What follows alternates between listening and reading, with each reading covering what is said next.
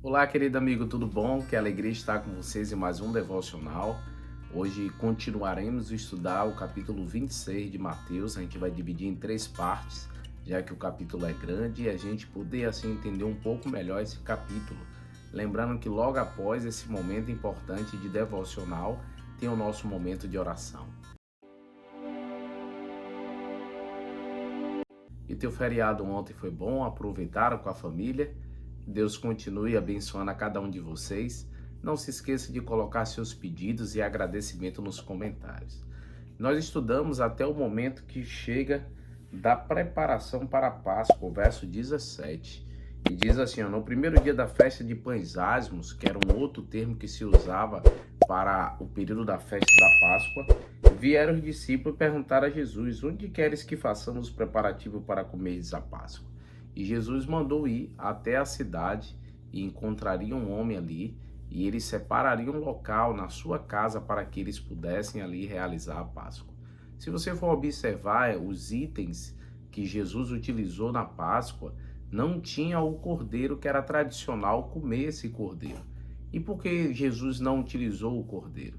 Porque ele mesmo era o cordeiro de Deus que tira o pecado do mundo. Jesus estava ali deixando claro aos discípulos que o seu sacrifício seria o sacrifício perfeito, no qual os outros eram apenas um símbolo daquilo que Cristo estava vindo fazer por toda a humanidade. E então ali, no momento que eles estavam nessa ceia, Jesus estabeleceu então a Santa Ceia ali, mas Jesus também aponta o traidor. E ali quando Jesus fala, e não foi a primeira vez, se você olhar nos 4 evangelhos, Jesus em vários momentos indicava que tinha um traidor, e aí ele diz, né, aquele que coloca a mão comigo, e ali Judas o faz, e depois pergunta no finalzinho, diz assim, verso 25, então Judas que o traiu perguntou, acaso sou eu, mestre? Respondeu-lhe Jesus, tu o dizes. O interessante é que se você observar, os discípulos estavam ali, como é que eles não perceberam? Até os relatos, os comentaristas dizem que eles não se acusaram, mas quando Jesus falou isso a Judas, ninguém percebeu. Segundo alguns comentários, dentre eles de Ellen White, os discípulos eles ficaram distraídos naquele momento e Jesus falou diretamente para Judas. Judas conseguiu entender o que Jesus estava falando, onde ele queria chegar, porque é interessante a história de Judas, que o mestre fez de tudo para o salvar. Jesus conhecia o coração de Judas, conhecia o seu coração ruim, os seus desejos que não eram santificados, mas por que Jesus manteve Judas ao teu lado? Porque assim, queridos, Deus ele não quer apenas os sãos, mas ele quer os doentes, o que necessita realmente de amparo. Judas estava ali como um simbolismo meu e seu, que muitas das vezes somos resistentes ao contato de Deus, à sua cura, ao seu milagre, à sua transformação. Mas Jesus ele continua insistindo até o último momento. E assim eu sei que ele está fazendo também ao seu coração. Ele quer te transformar, ele quer te salvar. Ele não desiste de você. Lembre-se, na história de Judas, foi ele que desistiu, foi ele que se suicidou, foi ele que ali naquele momento poderia ter se arrependido e não o fez. Porque nesse relato aqui deste capítulo, logo após a ceia, Jesus avisa a Pedro, nesse capítulo que Jesus avisa a Pedro que ele iria o trair. Falando um pouco sobre a ceia, essa é a primeira versão que vemos na Bíblia sobre a ceia, porque tem outros evangelhos. No verso 26 diz assim, enquanto comiam, tomou Jesus um pão e abençoou e o partiu. E deu aos discípulos dizendo, tomai e comei, isso é o meu corpo. A seguir pegou um cálice e tendo dado graças, deu aos discípulos dizendo, bebei dele todo, porque isso é o meu sangue, o sangue da nova aliança, derramado em favor de muitos para a remissão de pecados. E digo-vos que desta hora em diante não bebereis deste fruto da videira, até aquele dia em que eu hei de beber de novo convosco no reino de meu Pai. E tendo cantado o hino, saíram para o Monte das Oliveiras. Existem alguns detalhes aqui importantes. Não é que Jesus estava dizendo que não deveria beber mais da videira, mas que ele não conseguiria mais beber com os discípulos. Aquela foi a única ceia que Jesus fez com eles. E ali então eles já estavam, naquele ambiente comendo. mas Jesus abençoou aquele pão e abençoou aquele suco de uva. Por que a gente diz que é suco de uva e não vinho?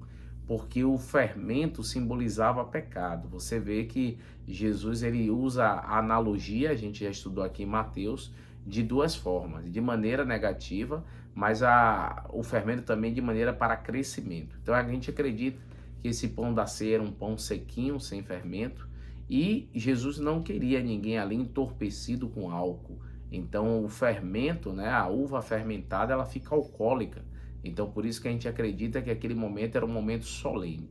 E eu gosto que Jesus falou, né, anunciou a sua morte, fez associação ao corpo e o seu sangue, mas diz que quando eles saíram dali, eles saíram cantando. Eu gosto sempre de falar a Santa Ceia, de que eles saíram cantando porque Jesus não queria esse clima de velório. Mas ali o que é que acontece? Quando você continua a leitura, Pedro é avisado. Então Jesus lhe disse: esta noite todos vós escandalizareis comigo, porque está escrito: ferirei o pastor e as ovelhas do rebanho ficarão dispersas. Mas depois da minha ressurreição irei adiante de vós para a Galiléia.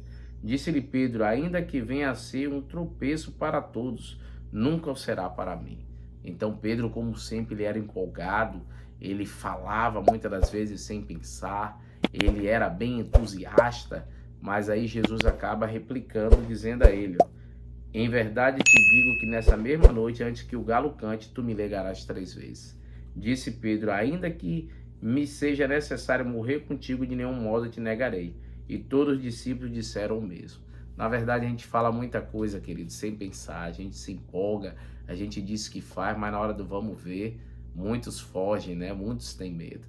Pedro também foi mais um. E a diferença de Pedro e Judas é porque Pedro soube reconhecer a sua culpa, baixar a guarda. A gente vai estudar mais sobre esse momento da reconciliação dele com Cristo. Já Judas não teve a humildade de fazer isso.